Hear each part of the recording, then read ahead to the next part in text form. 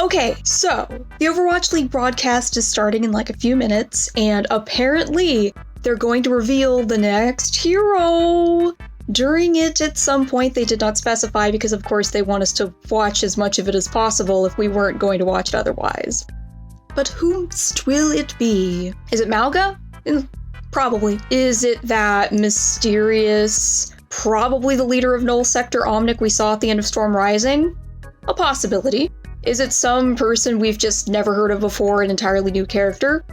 Also a possibility. I'm sure just about all of us are betting on Malga, but you know, I would not be mad. I really would not be mad. In fact, quite the opposite if it ended up being the other guy, because I have been like haunted these past 3 years with the lack of knowledge concerning him. He's just such a mystery. I want to know more about him, and especially, I want to know his name. It's been 3 years, and they've never said what his name is. Again, no, it's probably Malga, but like, if it was him, God, I'd finally put that mystery to rest of just who is he? What do I call him? I don't want to keep calling him, oh, the hypothetical Null Sector leader guy. But if it's just some random guy, I mean, I'm just happy to get new heroes. I'm not super picky on who they are and what they do. I'm really not. I just like playing new characters, man.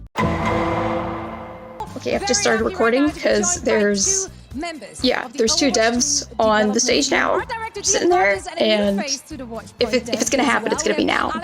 I do think it is time to give the people what they want. It is time. Yes, Queen, let's go, please. Is there anything you guys want to say beforehand? The team has been working really hard, and I think you will be surprised by what we want to share here today. And surprised. all the teams at Blizzard that So made maybe this not? video possible. I think it's time to If show we're, it. if we're gonna be surprised, maybe it's not Malga. I don't know, or maybe they're just saying stuff. I don't know. It is now time Throw us off. to introduce hero number 36. Okay.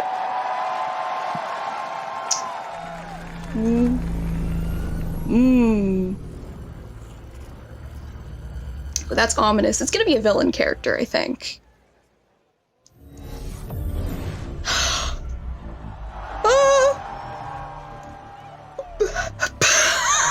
I was created to lead Omnics into war. Were you now? All I have ever wanted is a better life for my people. Okay. The fact that we exist is a miracle unto itself. We have studied the ways of peace. He was a Shambali monk. We Hello? meditated on the universe and our place within it. We Valid. have tried to coexist with humanity. Oh, here we go. But humanity, The villain is not origin interested story. in sharing their world. How many more Omnics should perish to fuel mankind's dreams? No more. Our race is only a single generation. Finite. And dying all too quickly. Okay. Yep, there it is. Find our own place. And we must. Ooh, that weapon Join though. me. Yeah. And together, we will make a better future for all. Yep, he is the leader. He is the leader of Null Sector. That's but he was a Shambali monk too. That's pretty. Oh, I have some thoughts. I have some thoughts about that. RAMATTRA. Ah, that's his name. I know his name now. Thank you. Wow. Oh, thank you. Wow. Oh, But I'm having a physical I finally reaction right know. now. That got me goosebumps. That got me quite emotional, in fact. RAMATTRA is our hero 36. What can you guys tell me about him? Wow, thank you guys. Do tell. RAMATTRA, Yes. our newest tank. We've been working on him a long time. You first saw him in Havana.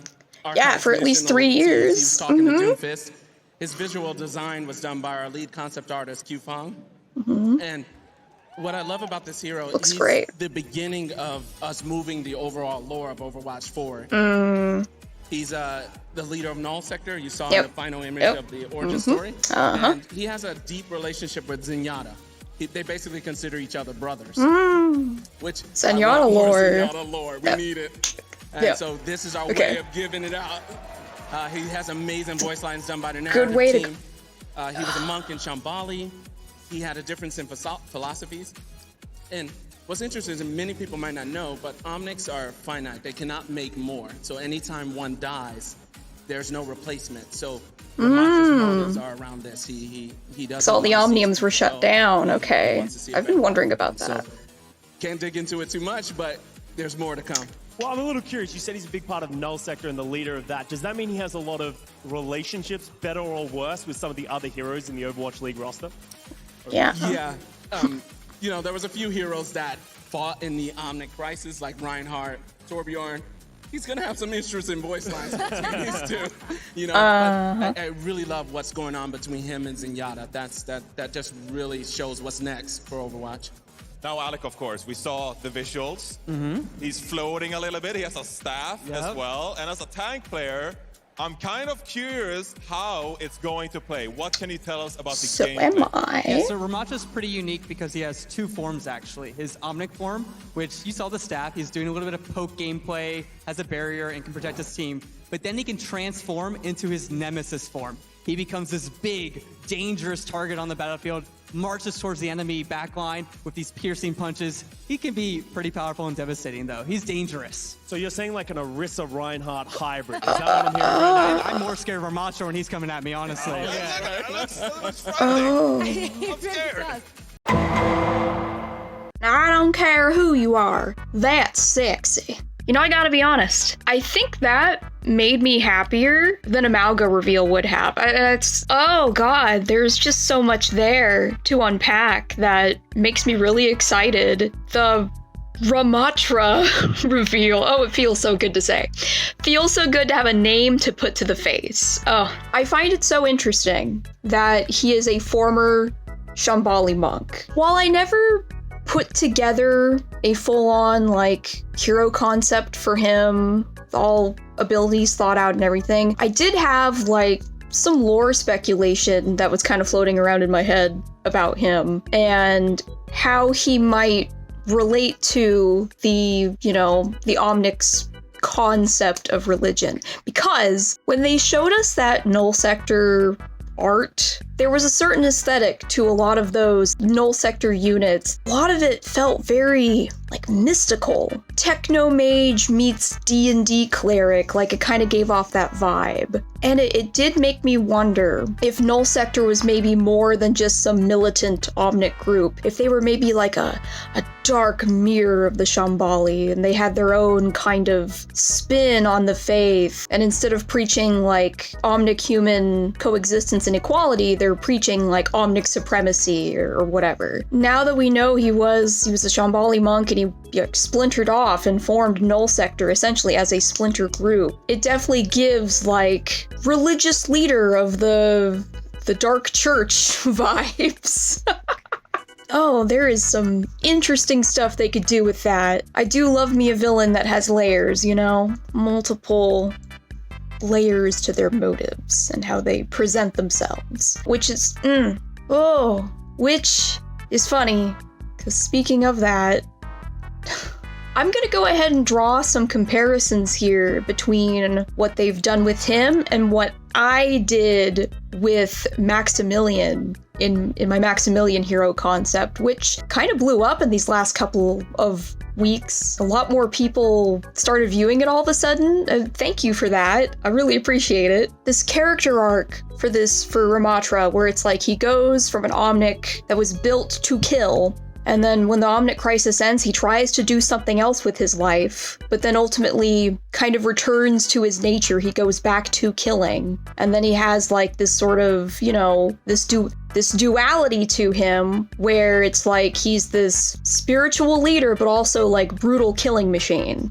It is not exactly the same, but my thought process behind Maximilian followed a similar train of thought. If you haven't seen my Maximilian hero concept, would love it if you went and checked it out and you could get some further context on it. But some of the lore crafting that I had, I didn't include, I cut it for time. So it's kind of a whole thing, I'll try it, but to summarize it, how I imagine kind of Maximilian's origin story to be, his pre-Talon and all that was that maybe he too was an Omnic that was built to kill or became one. And then he, post-crisis, wanted to, for reasons, integrate himself into human society to kind of like pretend essentially that he's not, one of those Omnics. Because it always really strikes me how particularly hard Maximilian tries to kind of appear and act more human, and I think there's kind of something more to it. I'm still gonna hold on to that theory, because that hasn't been proven wrong yet.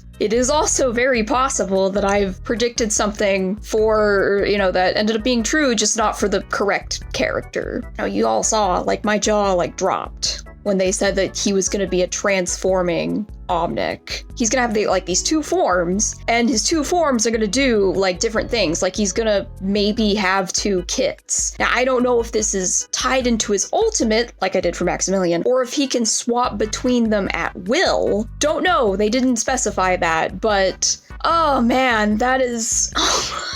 I was onto something, at least in so far as that there would be a character that would do something like that. So that's really exciting. If Maximilian ends up being a playable character someday, and he ends up doing something completely different than what I predicted, I guess I can take a little bit of pride in the general idea of a hero with two kits that represent two sides to themselves. I can take pride that I called it as being in the game, and that it is manifesting in a character. But now, of course, I'm presented with another mystery that's going to haunt me until I have an answer. What is his dance emote going to look like?